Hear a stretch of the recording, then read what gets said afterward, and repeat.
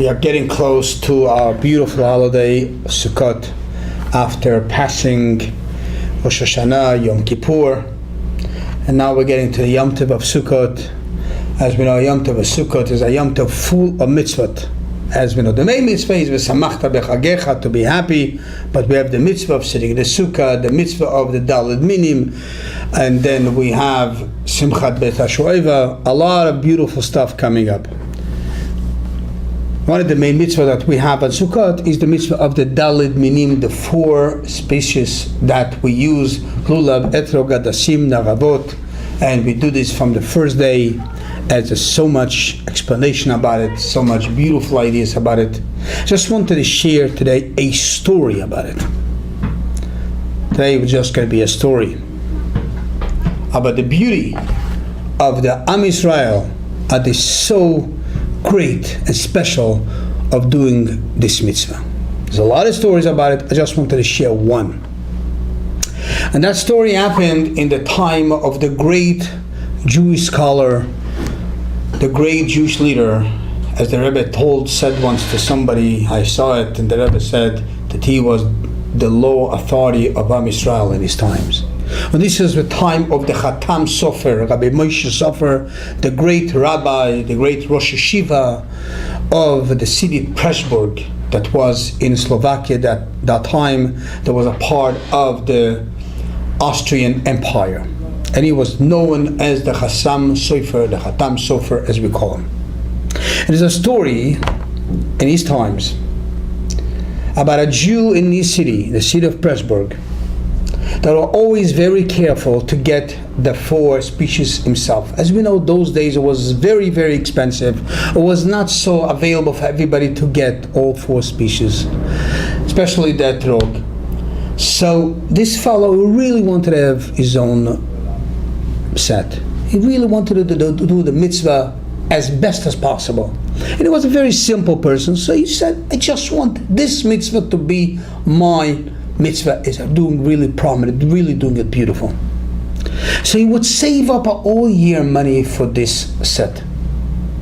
Even though he wasn't rich, he was not well, he was not even middle class, but he really tried his best.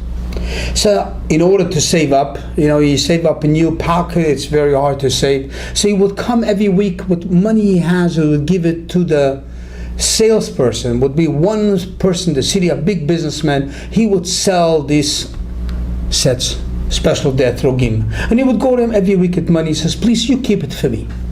And then by the end of the year, he would tell him, no, did I give you enough money for a beautiful set? And he would tell him, yeah, this is the money that you have for set A, B, C.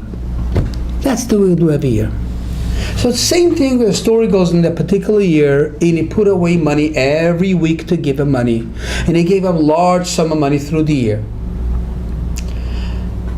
And when he came to him like a few weeks before, he said, am I okay for having a good set? He says, you okay this year to having a A1 set because you really paid a lot of money. And the story was a few weeks before Sukkot, and as we know, usually the samples come in. So he got two samples in for two beautiful etrogim to see if he likes it, the businessman. He saw the two etrogim, very nice. He took it and he gave one to the rabbi, to the synagogue of Pressburg, and one he gave to his client that pays him up in a large before, so he felt he should give him first the etrog that he has. So he got these two etrogim and he gave one to the synagogue, to the community, to the rabbi that's being used, and one to this person.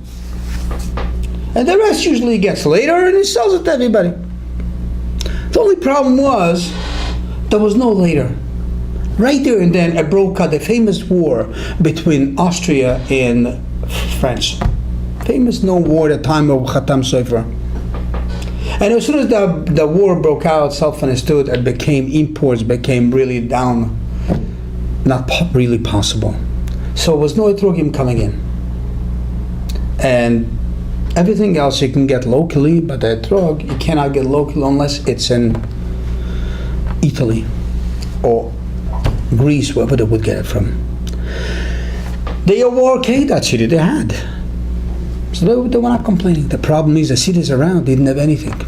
There was a big city around. It was called the city of Budapest. If you know Budapest today, it's the capital of Hungary. By that time, Budapest was a part of the Austrian Empire, and they didn't have etrog.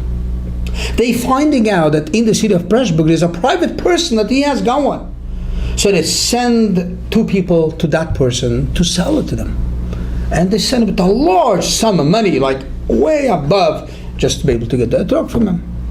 They come to him, they try to bargain. First they tell him $1,000 and $2,000. He says, no, I don't want to sell. I buy it for myself. This is my mitzvah of the year. I don't want to sell it. And as much as he tried to go up with the prices, I don't want to sell it. So finally they have no choice and they go to the rabbi, to Chassam Sofer, because they need it for the community. They come to Chassam Sofer and they say, we really want to buy, we're ready to spend whatever money it takes. He doesn't want to sell it to us. We need it for our community. He says to them, I don't want to sell it. I bought it. I paid for it. It's my mitzvah. I want it. The Chassam Sofer has to make the verdict. So he says, the Chassam Sofer says to them the following. He says he does not have to sell it to you. He bought it, he paid for it, he does not have to sell it to him. Does not have to. But he turns to that Jew and he tells him, you do not have to sell it to him, it's yours. And it's a great mitzvah that you're doing to buy yourself. But let me just tell you, it's even a greater mitzvah to sell it to them, that the community should have it. Because if you're really looking for the real mitzvah of the etrog, of the 4 species, the real mitzvah is that this whole community that doesn't have one, they should have, instead of you keeping it for yourself. So this would be a much greater mitzvah, my suggestion. So he says, okay, Rabbi, if that's the case, he says, I'm giving to them right away. And takes out a box, here, it's yours. So they say, okay, how much do you have to pay? You want to pay the last price or the first price?